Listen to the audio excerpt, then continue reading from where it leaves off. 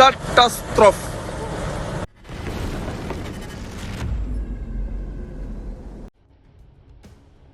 The Turkish-owned, Panama-flagged oil tanker MT Mersin is sinking off the coast of Dakar, Senegal, after reportedly being hit overnight by several Ukrainian uncrewed surface vessels.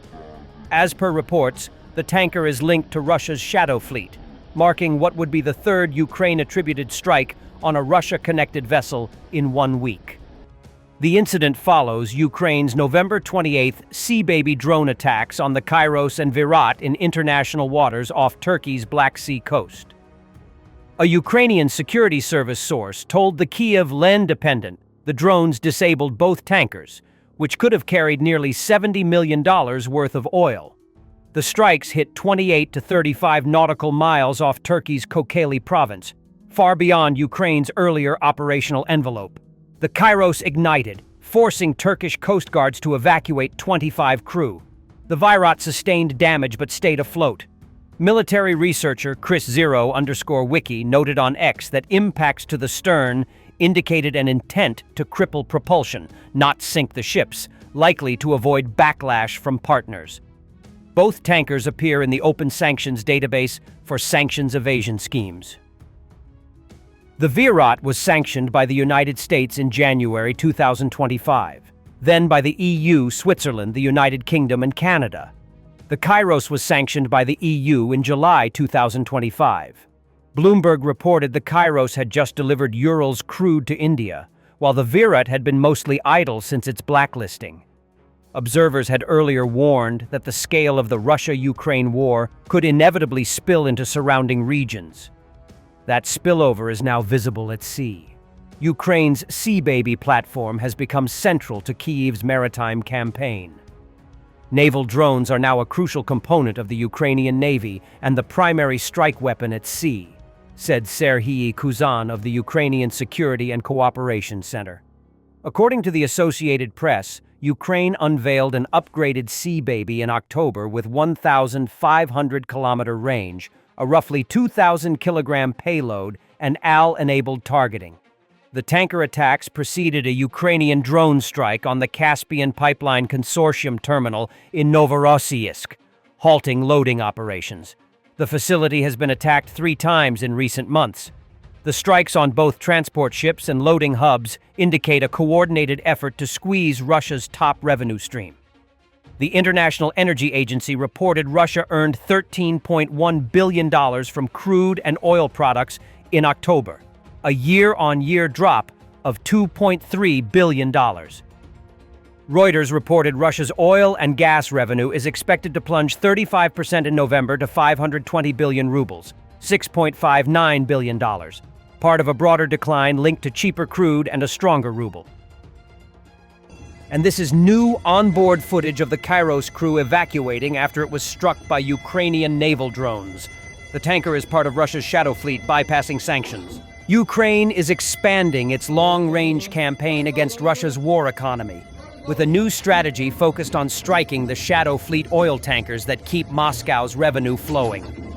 These tankers, often sailing under foreign flags with murky ownership structures, have been crucial for helping Russia bypass sanctions and quietly move millions of barrels of crude each day. By targeting them far from the front line, Ukraine is hitting not just military assets, but the financial bloodstream of the Kremlin. The strategy relies heavily on maritime drones, long-range, low-profile, uncrewed vessels capable of traveling hundreds of kilometers across open water. These drones allow Ukraine to reach tankers operating far from the Black Sea, including in international waters, where Russia previously believed its vessels were untouchable. Recent strikes on multiple tankers show that Ukraine is now applying sustained pressure, forcing Moscow's Shadow Fleet to reroute, slow operations, travel with escorts, or sit idle in port while security is reassessed. Every disruption reduces Russia's export capacity and raises the cost of the war. What makes the approach especially effective is the asymmetry. Novorossiysk. A caliber fired straight from the pier either detonates or gets taken down by their own seconds after launch. The carrier reportedly doesn't even leave the port. Shitty Russian technology at work. 58-я поехала. Смотри, вон летят. Смотри. 8 ракет. Бам. Бам.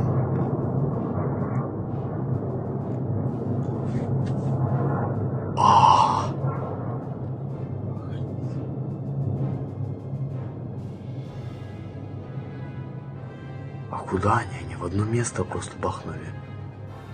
Они все в одно место упали. Вау! Сейчас. На. Вау! Сейчас.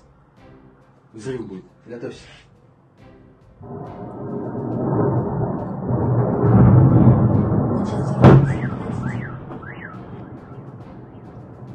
Бам! Возле порта там. В воду все хорошо. Russian propagandists are convinced that a lot of French people are moving to Russia these days with their money. Clowns.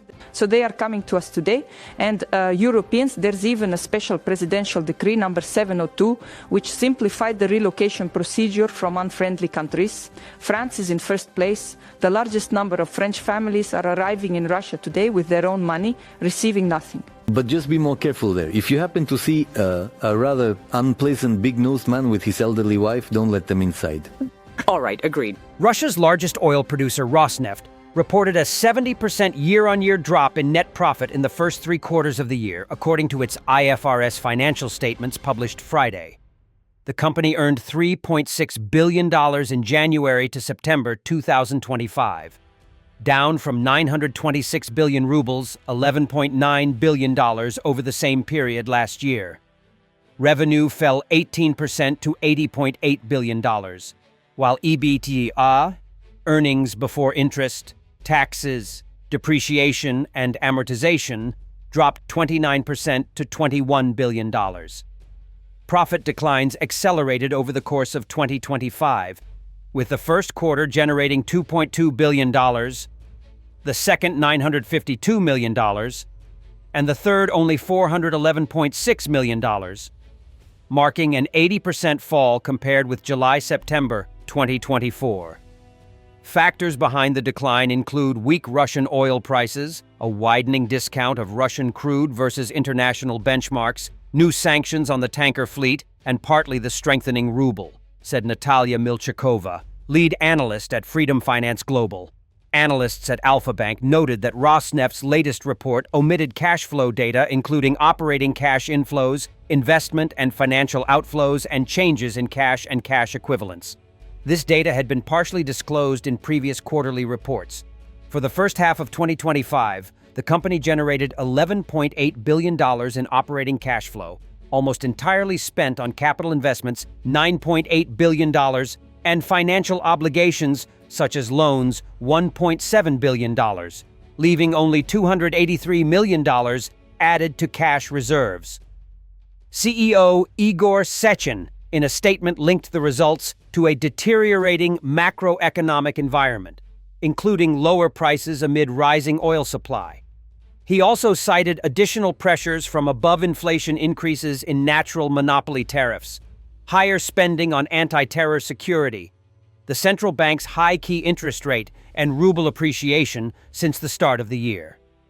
Rosneft's cash flow was negative in the first quarter and returned to positive in the second. In the third quarter, when it started withholding detailed data, the company reported generating $5.4 billion of free cash flow. The source of these funds remains unclear. The lack of disclosure of cash flow makes it difficult, and in some cases impossible, to verify and reconcile the management's reported figures, Alpha Bank analysts said. Thanks for watching, and don't forget to subscribe. Also, if you want to support Warthog Defense, please become our member and get early access to new videos, exclusive members-only videos, and become administrator in comment section. The membership link is in the description. Rescues every day. We had a guy last week at 6 rescues in 6 days.